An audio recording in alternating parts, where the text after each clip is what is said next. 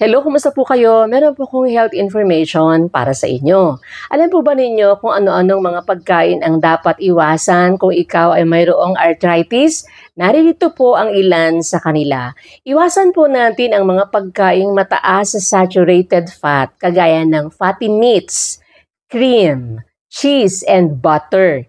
Iwasan din po natin ang mga pagkaing mataas sa omega-6 fatty acids, kagaya po ng corn or mais, peanut, mani, sunflower, safflower, and soy oils.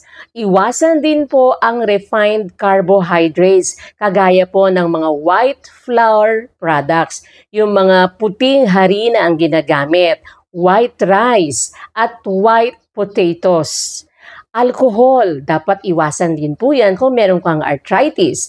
At yung mga added sugars, mga asukal, no po, yung mga pagkain matatamis, dapat iwasan po yun. Yung mga processed meats and red meats, yan, kagaya ng pork and beef, iwasan na muna po yan. Yung mga gluten-containing foods, yung mga highly processed foods, dapat pong iwasan. Meron din pong mga ilang vegetable oil na dapat na iwasan. At yung mga pagkaing maaalat, kailangan pong iwasan yan para hindi lumala ang arthritis. Sana po ay may natutuhan kayo. Don't forget to comment, follow, and share. Maraming salamat po.